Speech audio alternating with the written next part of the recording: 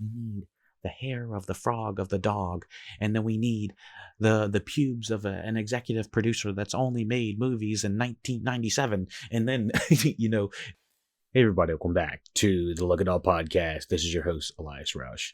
This podcast is sponsored by EliasRoushMedia.com, photo, video, digital media production. Today we are discussing brand new cherry flavor. No, it's not a new Diet Coke or Pepsi product, but it is the new Netflix American super horror drama streaming limited series on Netflix.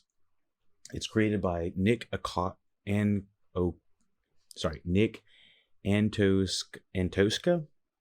and Lenore Zion, based on the novel of the same name by Todd Grimison.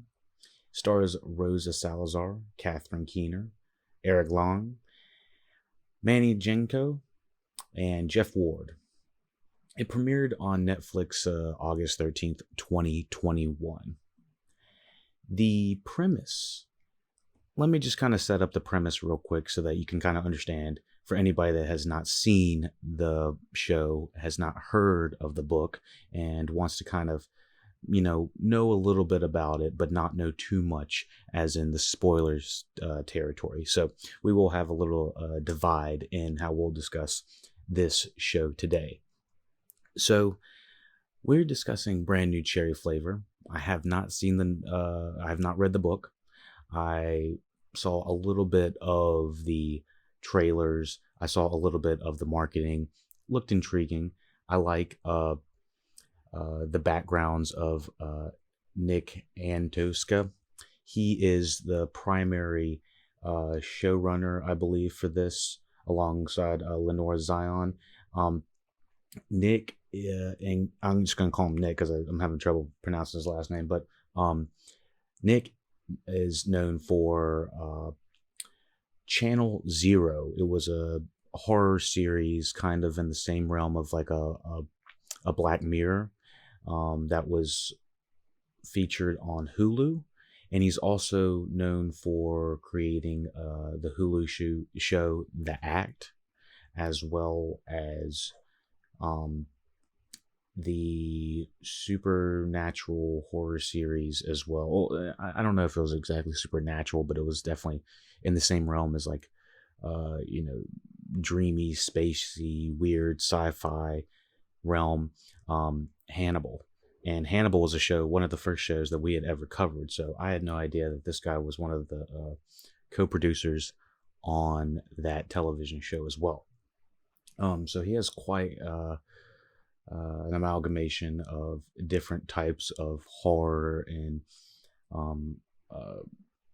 like streaming studio horror under his belt. He's been working with Hulu for a while. He made his way from NBC and worked a little bit with Sci-Fi for the Chucky television series as well. So he's had his hands in a lot of supernatural horror television series for the last let's just say 10 years, because I think Hannibal was quite a while ago. If I don't have the exact date that they had the Hannibal show start, but I do gotta say he's got a good track record. So I am not 100% familiar with Channel Zero, but this is one of the television shows that make me want to check out the supernatural or whatever. I think it's I don't know if it's supernatural, but it's definitely of the horror base for Channel Zero. So anyways, we have Rosa Salazar. Most people know her from I guess she was in American Horror Story, Murder House. I didn't see that one. I saw the first two, and I didn't see the other ones. She was also in Divergent series. She's also been in a couple of Netflix films, The Kindergarten Teacher, Bird Box, and she was also in the blockbuster hit Battle Angel, Alita Battle Angel. I'm not sure if that was actually a hit, but I know that it was directed by Robert Rodriguez and produced by James Cameron. So she's got some action action hooks under her belt. I mean, having all of this under there, she's got a diversified portfolio of work. Everyone knows Catherine Keener. She's been in so many different things. She's a wonderful actress, all the way from being in John Malkovich, 40-Year-Old Virgin. That was kind of the first time I saw her. Good Get Out more recently. And she just always plays to the T whatever she needs to be. She kind of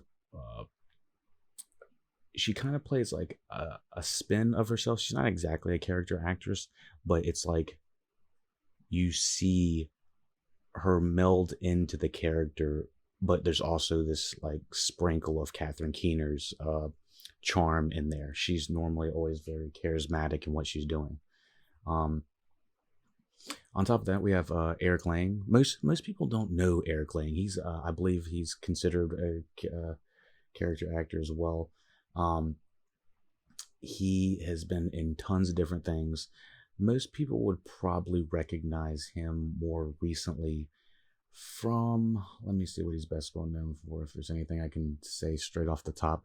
He played Lyle Mitchell, who was the husband of one of the main characters in Escape from Dannemora, which was one of the most interesting limited series I had seen, directed by Ben Stiller.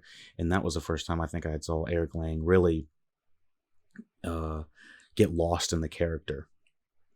And I gotta say, this guy is one of the guys, he's like a chameleon, and when he gets into the role, it's like hard to even tell exactly. Oh, it's like, oh shit, that's Eric Lang. He changes everything about his personality, even to the look.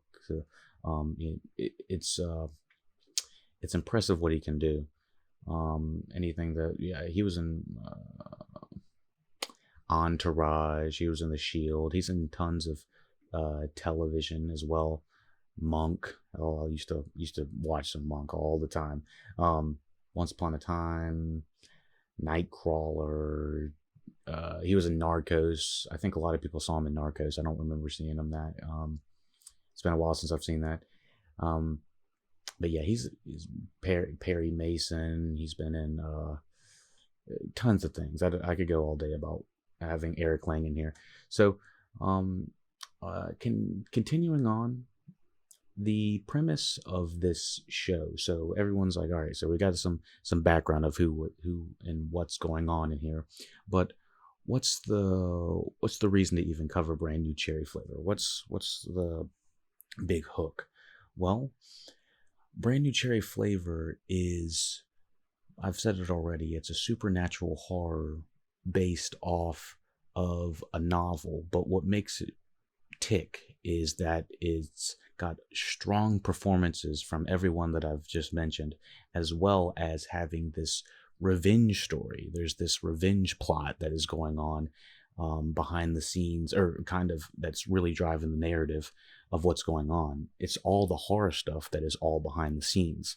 Now, with saying that, this is considerably an art house horror limited series. If anybody has heard of the production studios A24, they know how kind of off-kiltered and off the edge it can kind of be in a way. And sometimes things can feel a little bit almost dreamlike or dream state and feel just like heightened realities and stuff like that. This kind of goes along that realm. It's also got a splash and a tinge of dark comedy in it as well. So we are playing with a lot of different, a lot of different factors in this specific show. So we have the horror. I'm talking all different types of horror. I'm talking anywhere from like ghost and supernatural horror, all the way to body horror, all the way from like trauma and that type of stuff. It's all different types of horror on top of that, and it can get bloody. It can get unsettling. It has tweaks of Cronenberg. It has some people were talking about Twin Peaks, like David Lynchian, I believe. how this limited series feels like it kind of goes into that weird spacey realm in a way, and I can totally see what people are getting from that, or how people are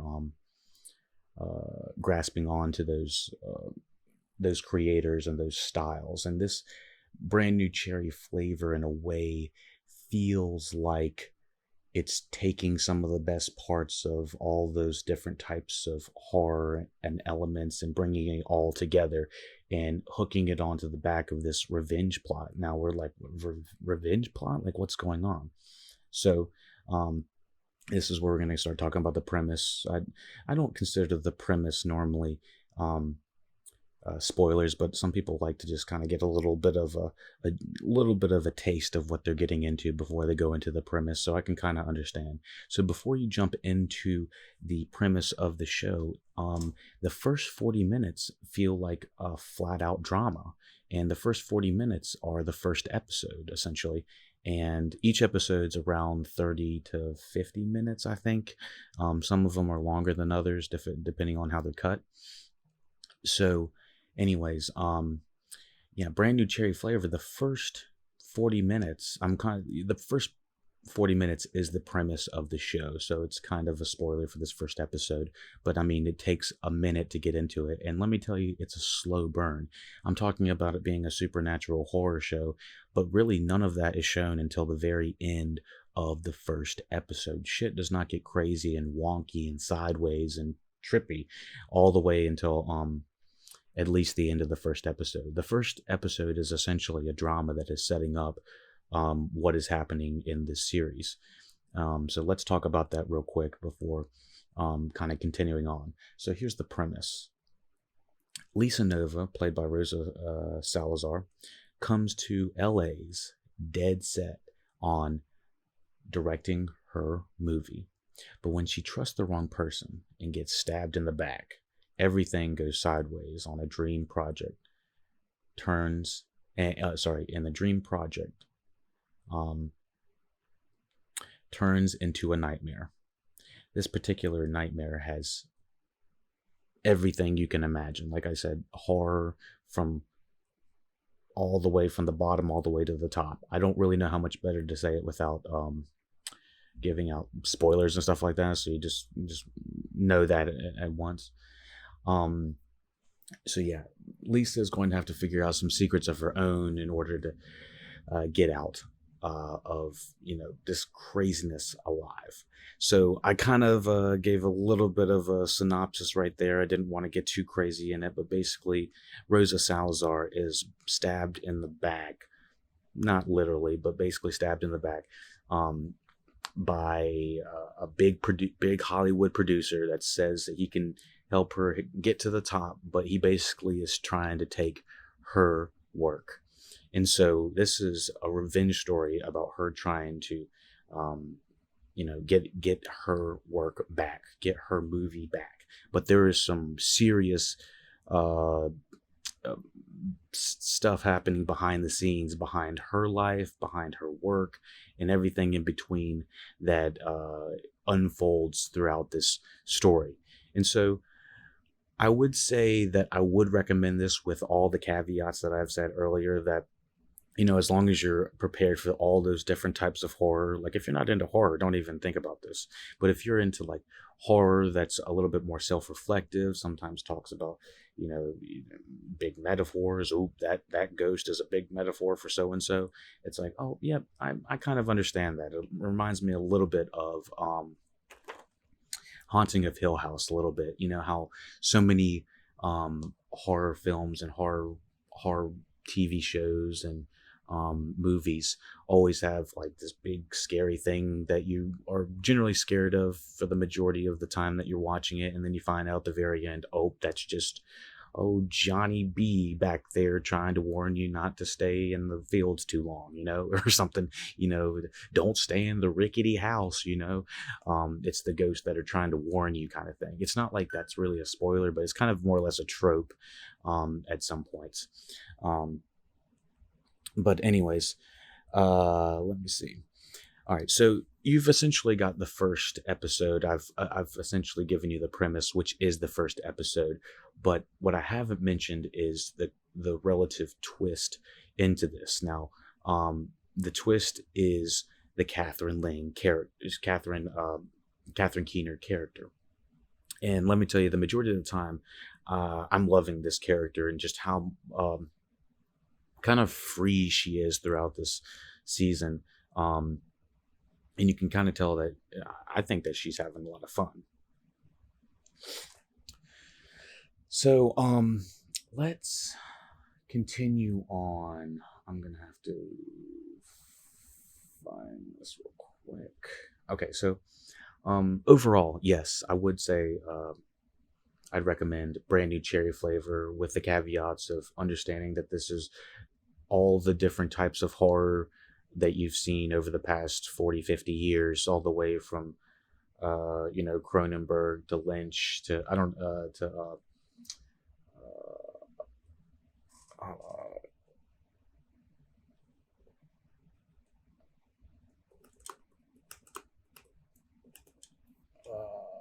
what's his name, George Romero. There's George Romero type stuff.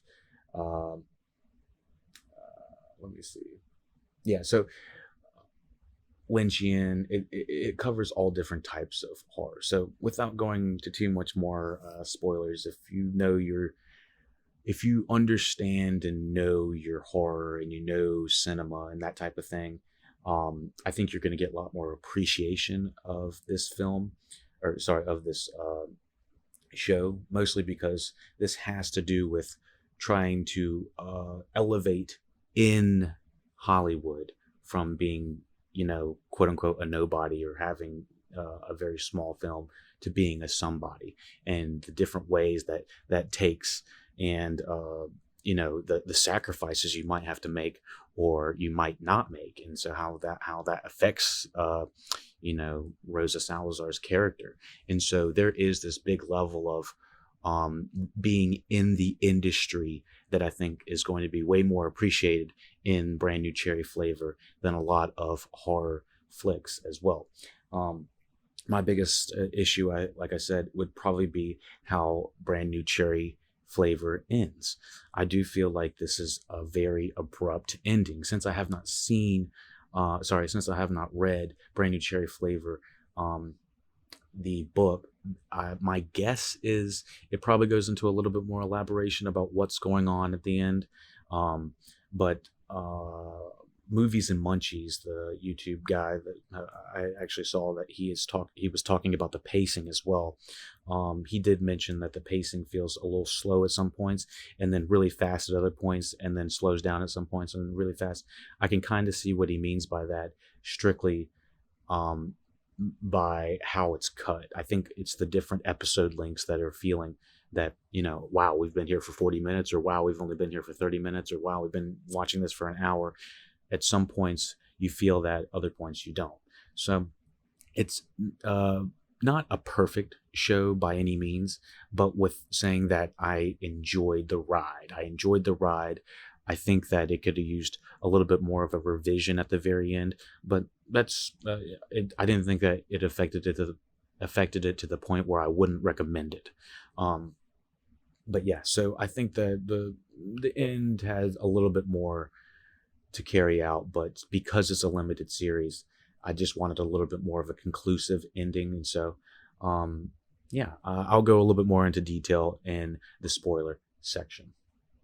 Thank you for listening, watching LuckyDog Podcast, Brand New Cherry Flavor. Check out the Patreon, check out the website, check out all the social links. Let me know what you thought about Brand New Cherry Flavor. Did you like Brand New Cherry Flavor? Did you like the review? Did I go into enough detail about it? Let me know how I can improve. All right, so we are hopping into the spoiler section.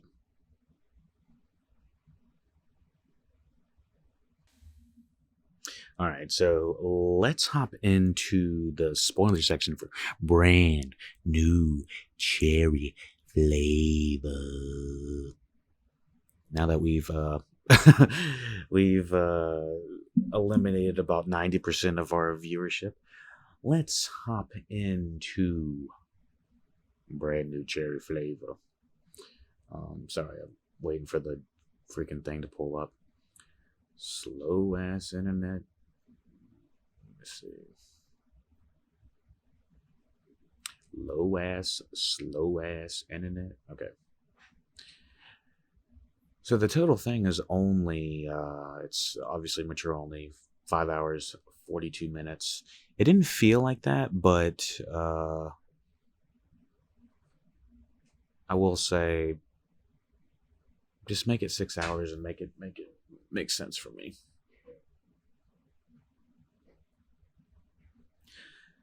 So we're just going to talk about a couple of the episodes, just kind of like nitpick the different things about them. It might be a little bit easier to talk about the overall arching, what do you call it? The different characters in the show. I'm going to call it a movie and a show at the same time because it's essentially just a 6-hour movie that has been chopped up. So the first episode, I Exist, is it really sets up the thing. I mean, we've kind of talked about the entire setup of the show. Basically, movie is taken away from her, and in the first episode, we kind of see how Eric Lang's character as the director is. He's weird and kind of eccentric in a way. He plays Lou Burke. And Lou Burke is kind of hard to pin down until you find out that this guy's not loyal to his family, his wife. He really doesn't give a shit about either one of them. And he's kind of a dog eat dog mentality, and he's in a way bullying Lisa Nova the majority of this time. So with saying that, Lou in the first episode, by the way, we are in the spoiler section, Lou goes for Lisa in a sexual manner, I guess. He puts his hand on her leg, and he's trying to make a move, and obviously he's using his superiority in his job title to try to pressure her into having a sexual encounter with him, which is completely unprovoked. It was not even necessary in any reason, and she's not interested in that at any point, and she's not giving signals or anything like that he should be doing this. He's completely in the wrong. And so from that action, you find out throughout the next few episodes, or actually by the end of that episode, essentially that he's going to what is it called, blacklist them or something, blacklist her or something like that. I don't know if that's the right terminology. He's basically going to can her in a way that says she's not going to direct her own movie. And because of the way that they signed the agreement, they can apparently do that. So we find out that she is like, fuck this, I'm going to go fucking get a witch to go do some crazy jujitsu witching spell binding on your ass. And so Catherine Lang's character comes in, and throughout this entire first episode, they are trying to find, or this like motorcyclist is like following her, Lisa, this entire time. It's like, got this weird, strange cinematography with this motorcyclist always kind of in the background of the screen and stuff like that. And he's always popping out of nowhere, even throughout the entire season. It's this guy that is basically running the errands for Catherine Lang's character. We find out a little bit later that he's just kind of like this dead guy, I believe. But, since we're in spoiler territory, we know everything that is going on with Catherine Lang's character. So, Catherine Lang is playing this character named Boro. And we really don't get an understanding of Boro until the last couple episodes of what her intentions really are. And so, kind of continuing on from episode 1 to 2 to 3 to 4, the first few episodes are really getting us entrenched in, what Boro needs, what Boro wants. And because Lisa is kind of got this monkey paw situation, she makes a wish, but there's going to be some crazy repercussions back.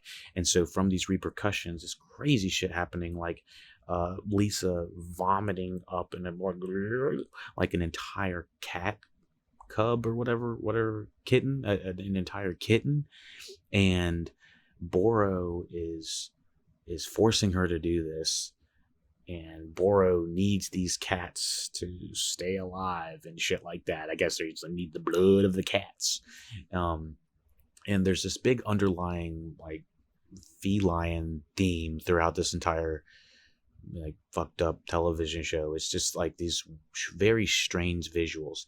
And I gotta say, one thing I do like from watching this show is how much they're talking about her making a movie and how much she wants to make a movie and how cool the effects are and how amazing this short is that they make.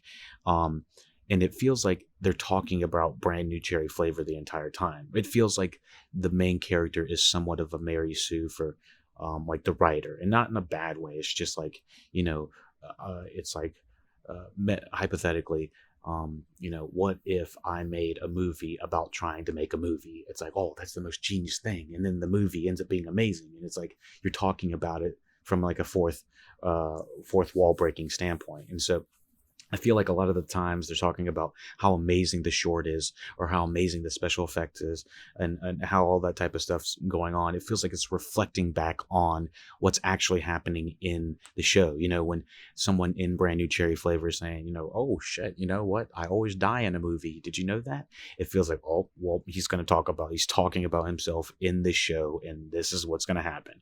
And oh God, they really fucked that guy up. I'll go a little more detail. So there's this world of people that we learn in Brand New Cherry Flavor. We got, Lisa, we got her friends, we got the producers, we got the star actors and stuff like that. And obviously we have basically the devil Boro. And just kind of following along that premise, everyone has these very interesting stories that were, I don't know about super interesting stories. Maybe very interesting might be a little bit overzealous, but everyone has these relatively compelling stories that we're trying to learn. And I'd say that even though the producer Lou Berg is one of the worst characters I've seen on screen recently, him going and choking fucking Lisa in the first episode, it's like we instantly get an idea of how terrible this guy is. And so having Lou Berg set up as this much of a terrible guy, he's choking her, assaulting her, trying to sexually harass her, he's taking her movie, he's doing everything to really just be the worst person he could ever be.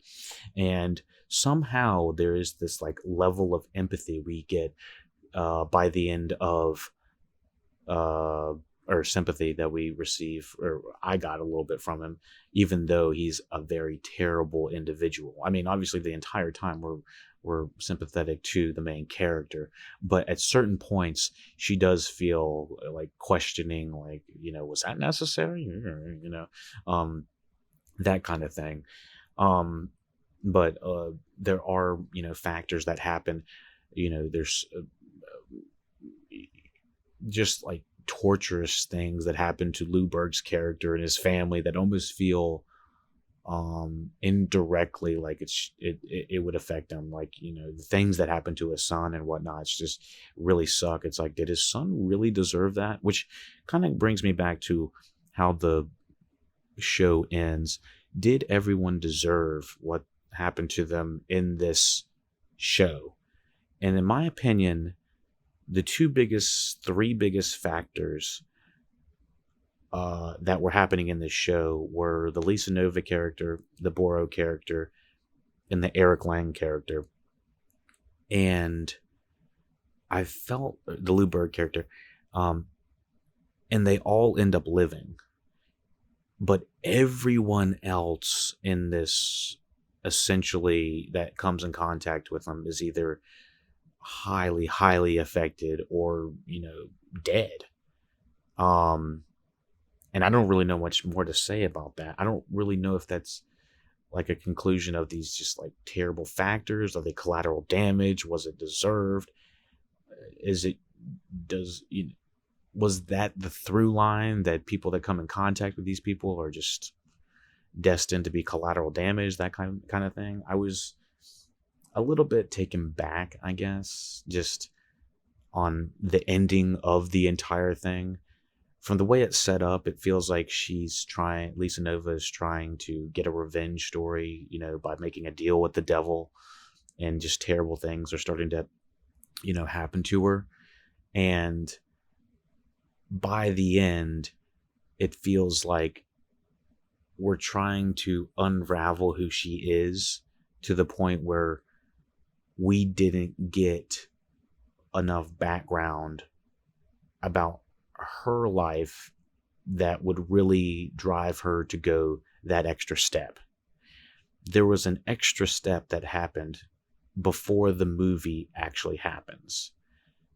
The extra step happened when she was creating the short film with the previous actor who was her lover as well. Is it Christine? Is that right? Is Christine the actress?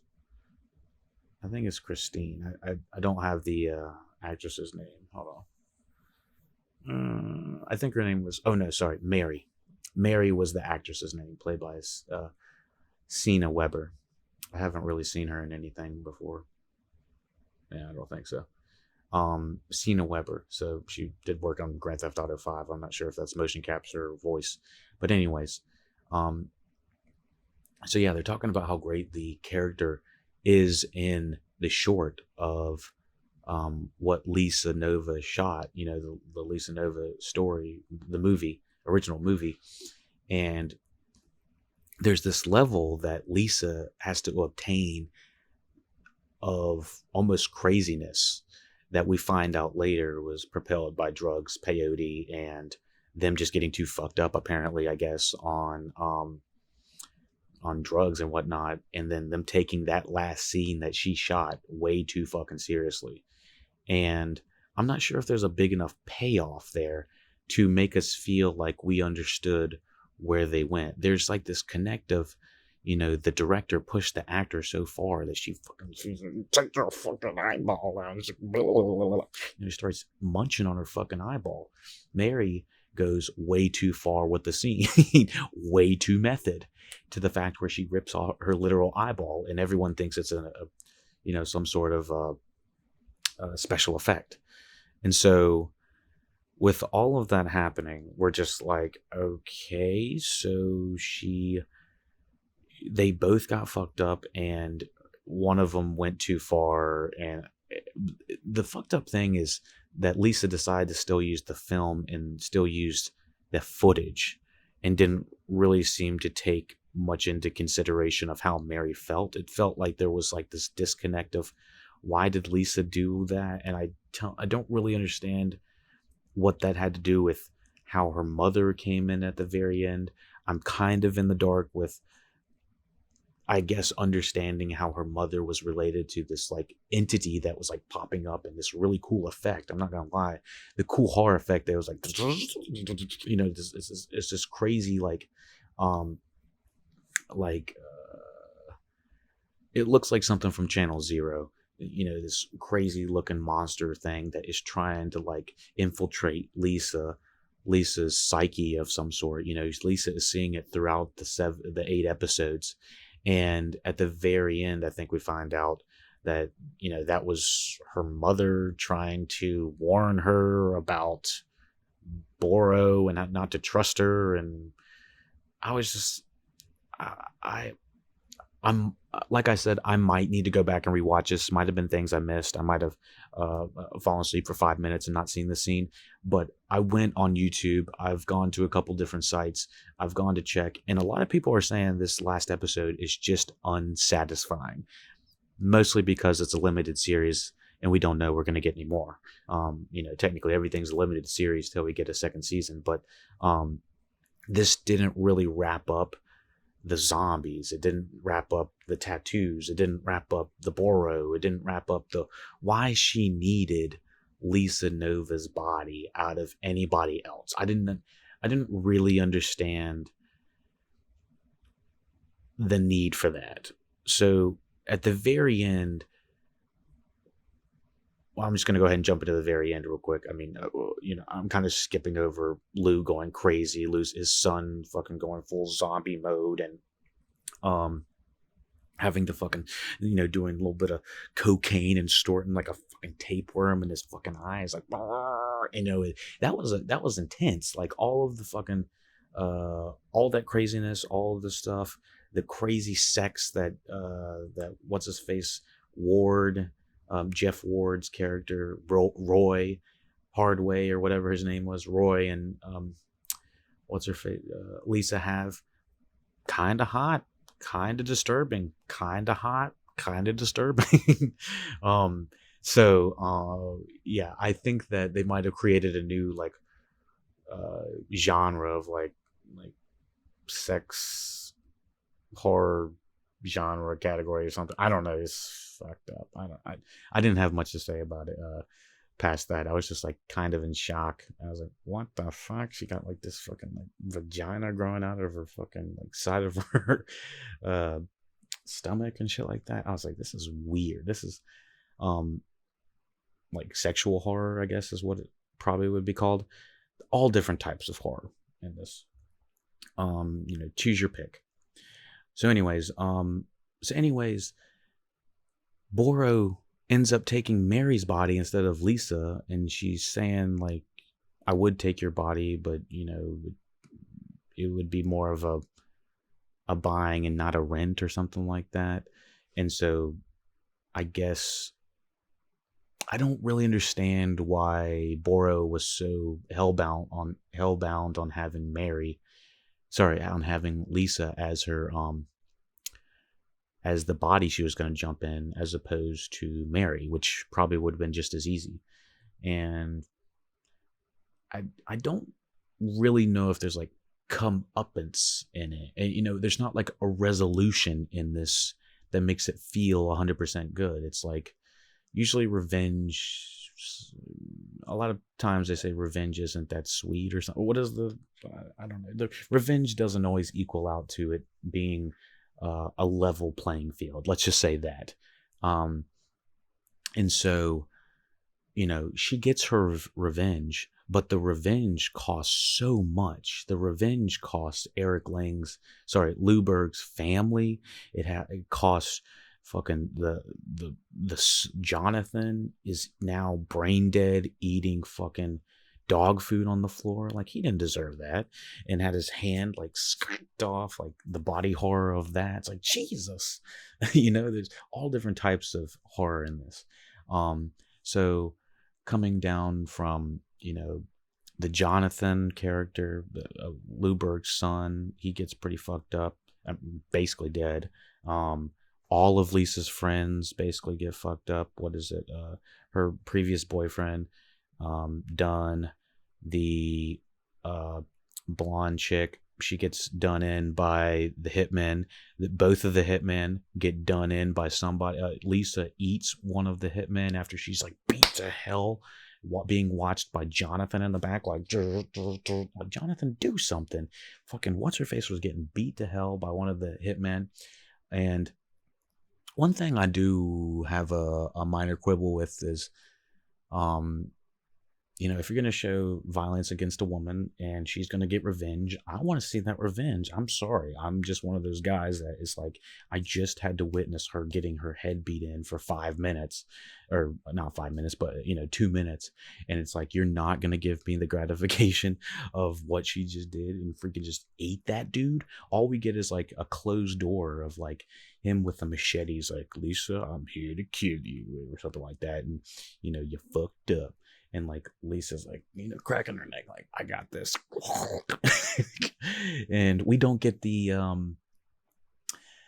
I don't know. We get the after effects, I guess, or we get the aftermath of what happened to this guy, and so yeah, the hitmen both get fucked up.